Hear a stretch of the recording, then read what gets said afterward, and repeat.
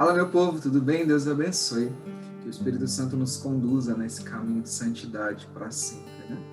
Bom, nós estamos aí já há um tempo falando um pouco sobre a vida de oração pessoal e falando também sobre essa experiência com Jesus. Ele que nos conhece, ele que sabe das nossas fraquezas, ele que sabe de tudo que existe dentro de nós. E nesse vídeo eu quero falar, né, de uma coisa muito natural que também acontece. No último vídeo nós falamos sobre o sono, né, na oração, e agora eu quero falar para vocês sobre a vida de oração e a luta contra o pecado, porque é uma das coisas que mais as pessoas também dizem não conseguirem continuar a vida de oração justamente porque não conseguem ter essa permanência na vida da graça. E antes de mais nada, eu já quero agradecer a você que está aqui comigo já esse tempo, né? Talvez você está vendo esses vídeos tudo de uma vez só, ou talvez você está colocando aí nos seus dias para que você possa ver, mas que o Espírito Santo realmente lhe conduza para essa experiência com Jesus. Se você está gostando, né? Curta esse vídeo para que chegue a mais pessoas, compartilhe, né?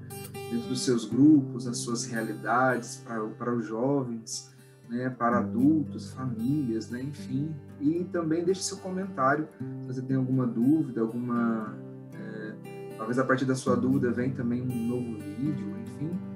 Eu não sou mais sábio, nem sou mais santo, eu sempre digo isso. Nunca sou mais sábio, nem sou mais santo. Mas o que eu vivi e vivo na minha experiência de vida de oração, eu gostaria muito de partilhar com você que está me acompanhando, beleza? Então, sobre a vida de oração e a luta contra o pecado, eu quero pegar com você, né, a leitura da segunda carta de São Paulo aos Coríntios, capítulo 12, versículo de 7 até o 10, tá bom?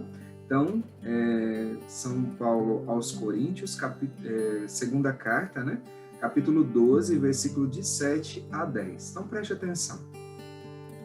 Demais, porque a grandeza das revelações, para não me levar ao orgulho, foi-me dado um espinho na carne, um anjo de Satanás, para me esbofetear e me livrar do perigo da vaidade. 3 vezes roguei ao Senhor que apartasse de mim, mas ele me disse: basta-te minha graça, para que na fraqueza que se revela, porque é na fraqueza que se revela a minha força. Portanto, prefiro gloriar-me das minhas fraquezas para que habite em mim a força de Cristo. Eis porque sinto alegria nas fraquezas, nas afrontas, nas necessidades, nas perseguições, no profundo desgosto sofrido por amor de Cristo.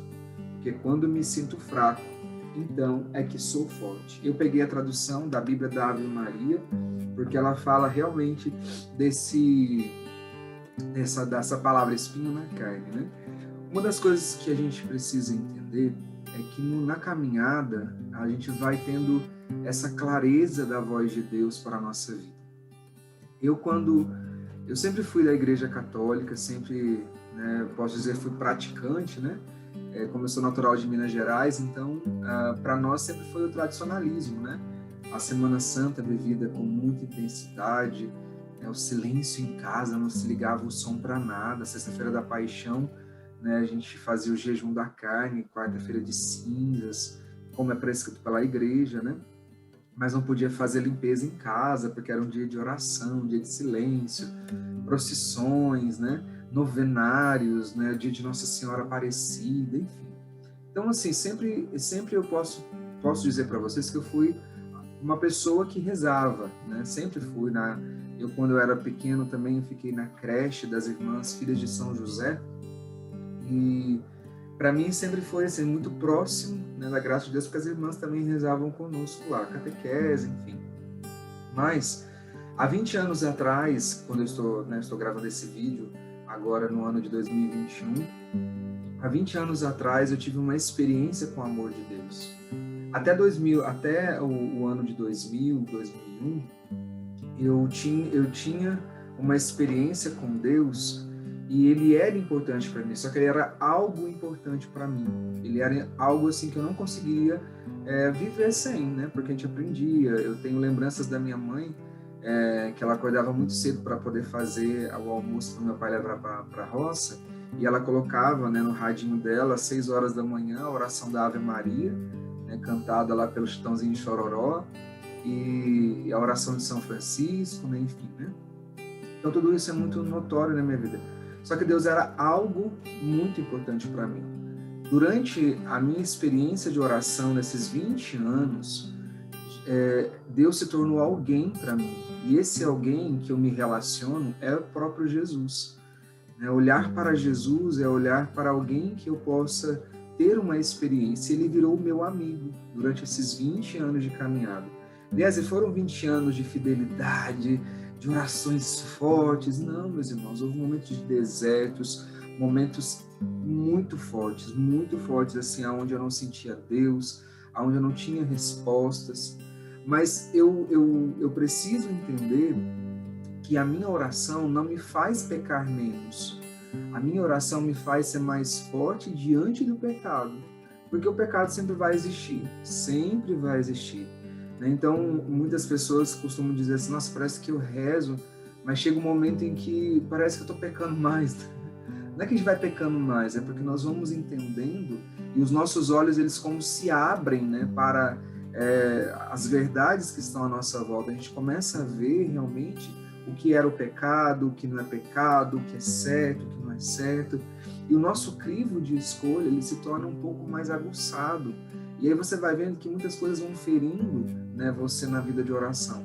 E na vida de oração, é muito interessante porque nós vamos rezando e vai se abrindo para nós os nossos olhos dos nossos pecados que nós cometemos lá atrás. Mas, aliás, é o que eu faço, né, meus irmãos? O que você fez lá atrás, você fez, entende? Mas agora você tem que ir diante de um diretor espiritual, se você não tem, de um confessor, né? Eu convido você a procurar, né? Para que você possa fazer essa experiência mesmo, né? De rasgar a sua vida. Mas entendendo que nessa palavra, São Paulo vai dizer a Coríntios justamente isso, né? Foi me dado um espinho na carne para que eu não me vangloriasse, para que eu não me orgulhasse como um santo, porque São Paulo ele não andou na terra como um santo, entende? Ele pecou, ele errou, só que a partir das escolhas que ele fez de estar em Deus, ele foi se convertendo, e aí por isso que ele fecha, né, esse capítulo 12, nessa primeira parte, dizendo isso: portanto, quando me sinto fraco, então é que sou forte. Porque todas as vezes na minha fraqueza que eu encontro a palavra de Deus, eu encontro o próprio Jesus, ele vai me revelando que eu sou mais forte do que as minhas fraquezas. E o meu pecado, ele vai me diminuindo, né? Ele vai fazendo com que eu esqueça disso. E a vida de oração é muito simples a gente perceber assim. Você imagina uma vela, né? Então, toda vez aquela vela está aqui, né? Então ela está com a chama acesa e ela está iluminando tudo. Quanto mais afastado dessa vela, mais escuro vai ficando, né? Mas quando mais eu aproximo desta vela, mais vai ficando claro. Então, por isso que muitas vezes a nossa vida de oração, quando a gente está rezando, a oração pessoal principalmente, o Senhor vai revelando para nós situações que nós vamos viver na nossa vida e que, infelizmente, nós estamos deixando que acontecesse. Então, vai ficando muito mais claro.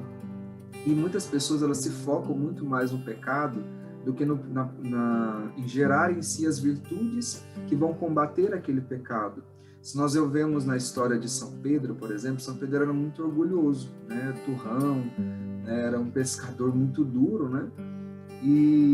Mas à medida da experiência que ele fez com Jesus, daquele orgulho que ele tinha, né? Daquele pecado que ele tinha, ele moldou, ele converteu para uma liderança nata, por isso ele se tornou o primeiro Papa da Igreja Católica.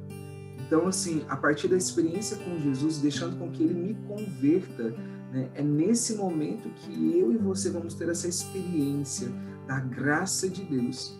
E essa graça, eu preciso ter essa clareza da vontade de Deus.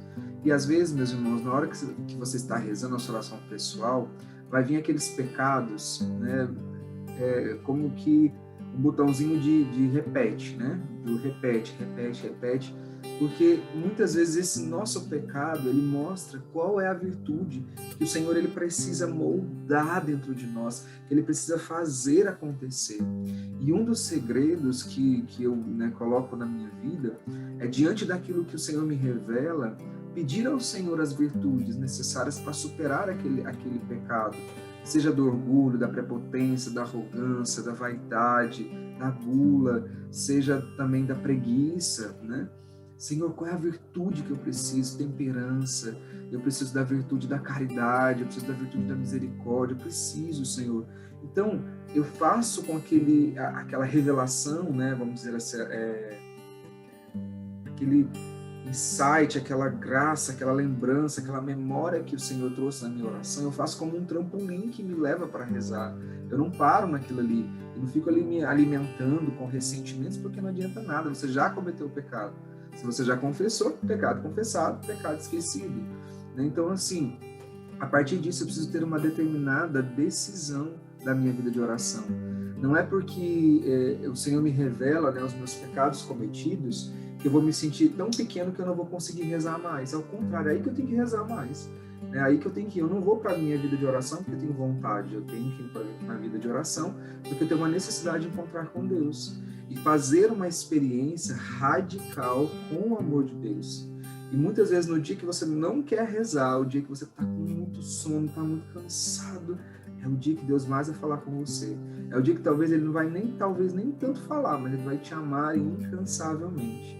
Eu preciso ter uma decisão de rezar mesmo sem a minha vontade. Preciso colocar o meu horário de oração e ir para lá, né? Descansar no colo do Senhor. Já falei sobre dormir na oração, já falei sobre as dificuldades que nós vamos encontrando, sobre palavra, né? Mas eu preciso ter esse encontro pessoal com Jesus, porque senão eu vou dando brechas e brechas e brechas e brechas, e chega um ponto onde o Senhor não tem muito mais o que fazer, porque eu escancarei tanta a porta do meu coração para aquilo que não é de Deus, que a vela está aqui, mas eu sou tão distante que eu não consigo nem mais ver o brilho dessa vela.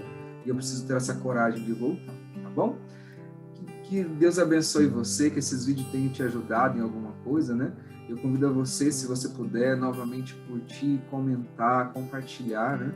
Trazer mais pessoas para o canal para que elas possam também sentir-se, né, pertença da graça de Deus nesse caminho simples. Como eu disse, não é o mais certo, mais correto, né? Mas, assim, é o que eu tenho encontrado na minha vida todos os dias, tá bom? Deus abençoe muito, que o Espírito Santo lhe conduza à graça do céu. Deus abençoe. Shalom.